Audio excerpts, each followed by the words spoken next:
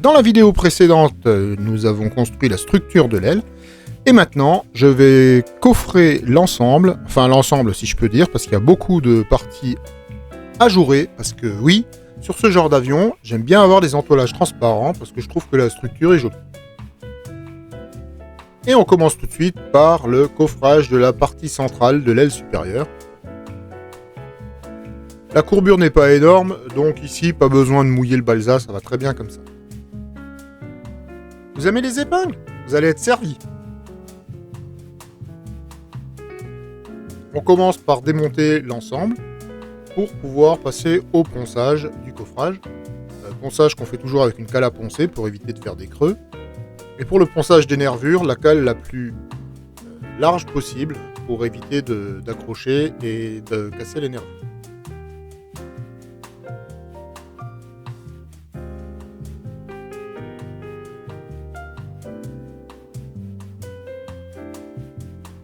Je commence donc par les emplacements des pattes de fixation de l'aile, pattes qui viendront se glisser dans la partie centrale ou dans le fuselage pour l'aile du bas, et dans lesquelles je vais venir visser une vis qui viendra verrouiller l'aile en position.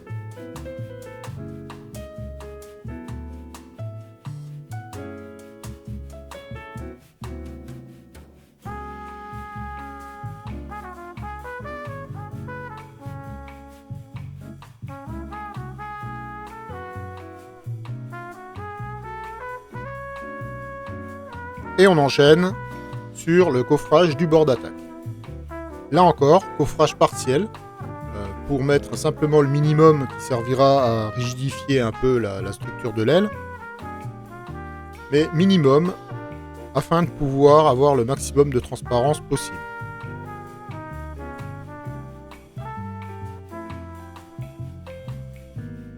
Et pour le bord de fuite, la même technique, le coffrage sera partiel.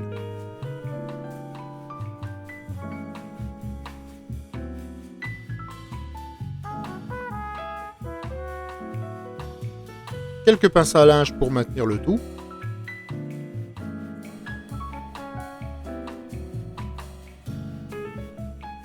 Et c'est parti pour le débit des chapeaux de nervures. Toujours sur le même principe que dans la vidéo précédente. J'utilise mon outil pour découper des baguettes. Et je viens découper des bandes de 1 cm à peu près, sauf pour la première nervure, qui est un peu plus large. Que je viendrai ensuite coller sur mes nervures et qui serviront d'appui à l'entoilage.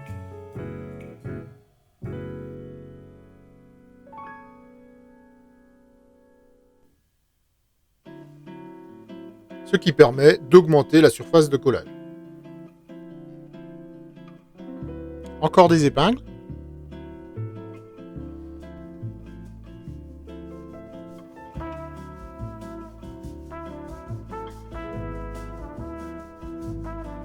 Et je colle mes chapeaux de nervures.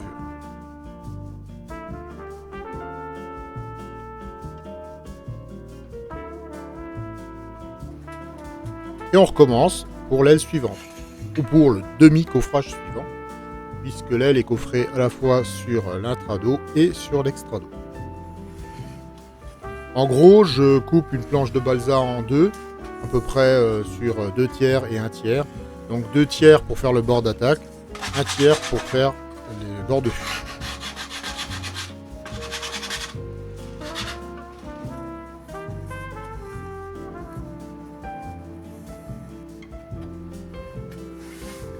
Et oui, il y a bien 8 coffrages à préparer, 2 par aile, et comme il y a 4 ailes, ça fait 8.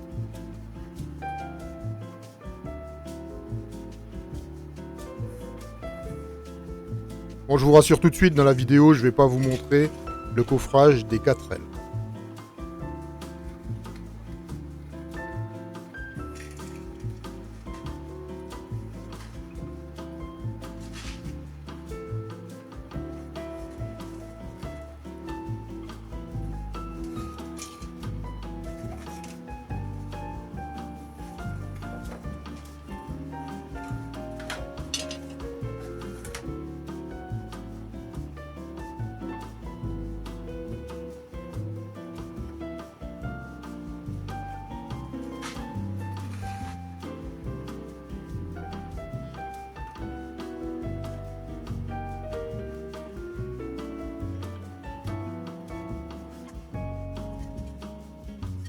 On recommence bien entendu pour le bord de fuite.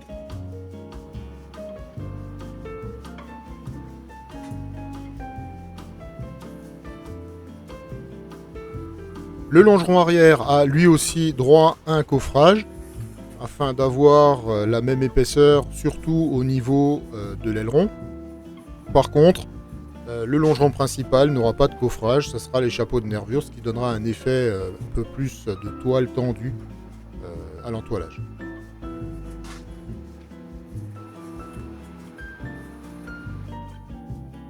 Quelques petites entailles pour venir courber les chapeaux de nervures sur leur partie avant.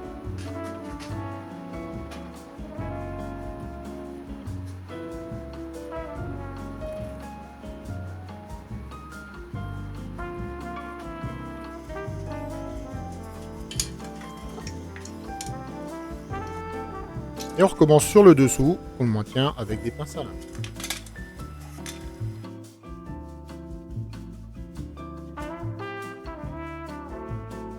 C'est parti pour la découpe des trappes de cerveau d'aileron à la commande numérique.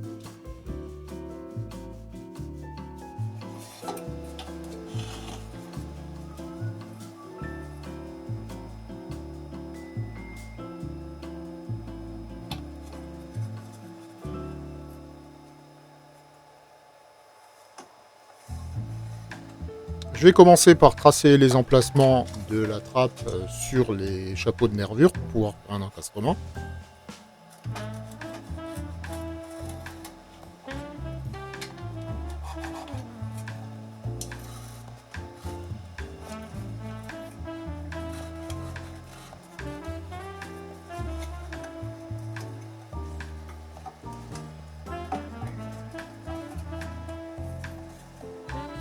Ensuite, je viens fixer le cadre support sur la trappe et je place l'ensemble bien aligné avec le coffrage du dessous de l'aile. Et l'astuce ici, c'est de venir planter quelques épingles qui viendront nous servir de butée pour être sûr de coller le cadre au bon endroit.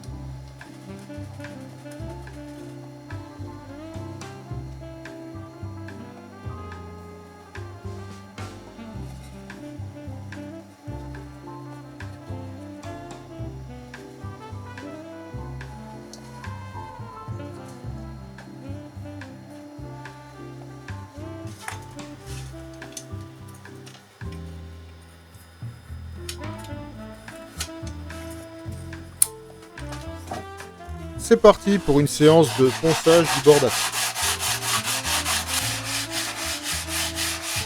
Là encore, il y en a 4.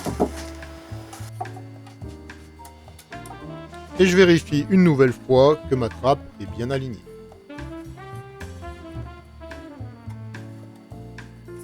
Je passe maintenant au montage du premier aileron. Comme là encore le coffrage n'est pas complet, je viens prendre la chute de mon bord de fuite que je viens coller et aligner avec le reste de l'aile et je viens les fixer sur le chantier avec quelques épingles pour les maintenir le temps de coller les nervures.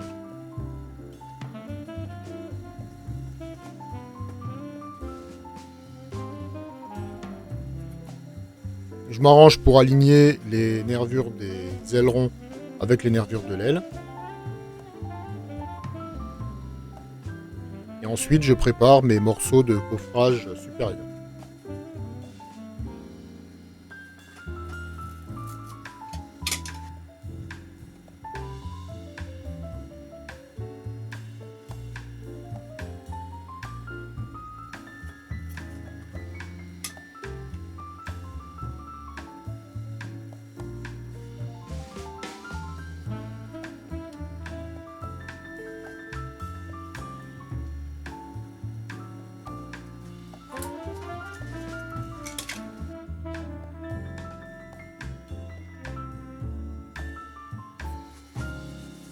Pareil sur le bord de fuite.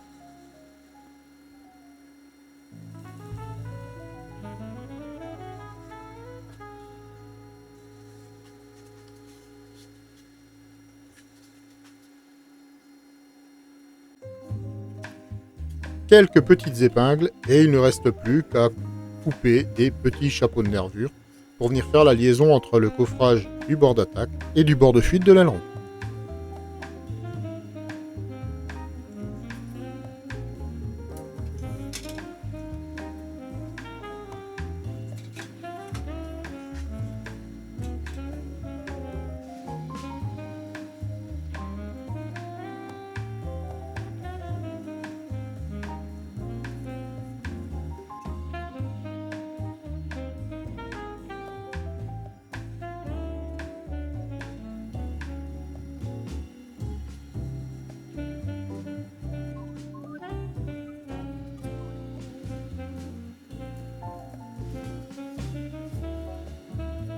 On finit par les chapeaux de nervure du dessous.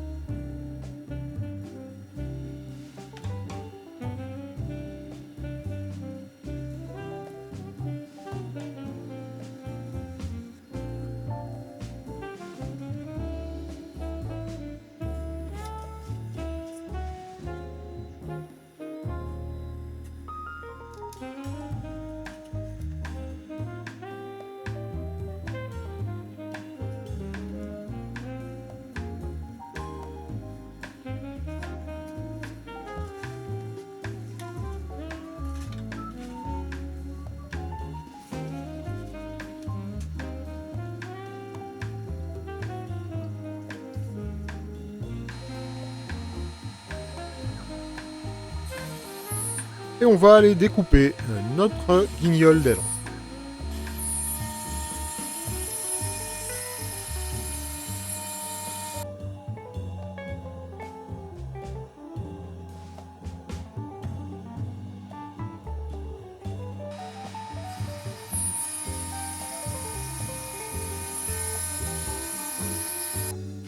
Je détermine la position du guignol sur l'aileron.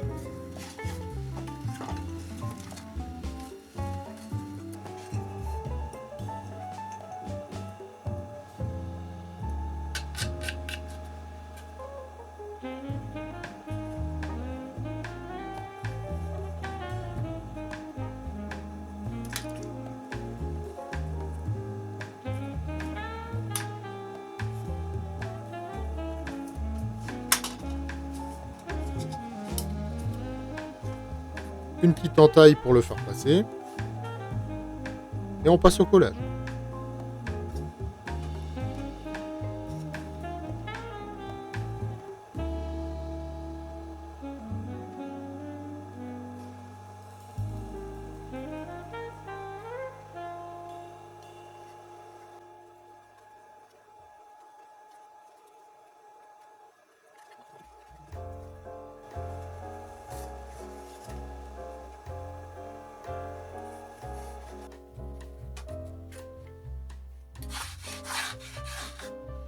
Une fois que tout est sec, un petit coup de rabot, de cutter aussi, et un bon coup de ponçage, et on aura notre aileron terminé.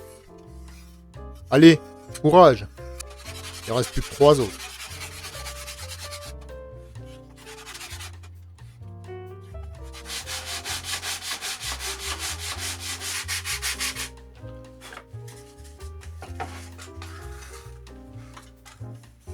Et une fois que tout est bien sec et bien poncé, on vient vérifier que tout prend bien sa position dans l'aile. Et on passe aux charnières. Les encoches sont un peu dures à couper parce qu'on est sur du contreplaqué de peuplier, certes, mais du contreplaqué quand même. Voilà, les charnières sont en place. On positionne l'aileron.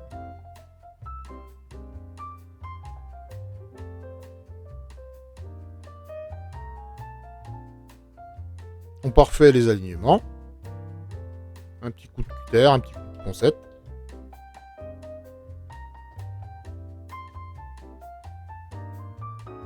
Voilà, tout fonctionne.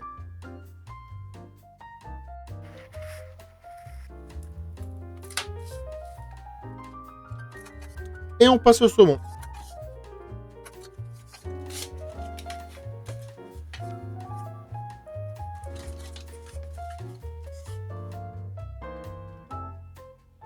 Un petit coup de ponçage, un petit coup de colle,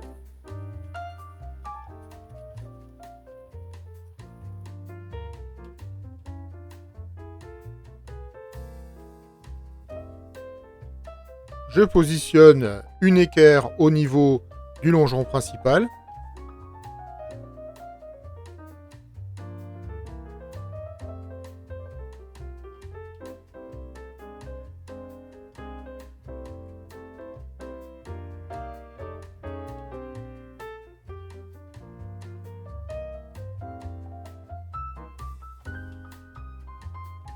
Et une autre au niveau du longeron arrière.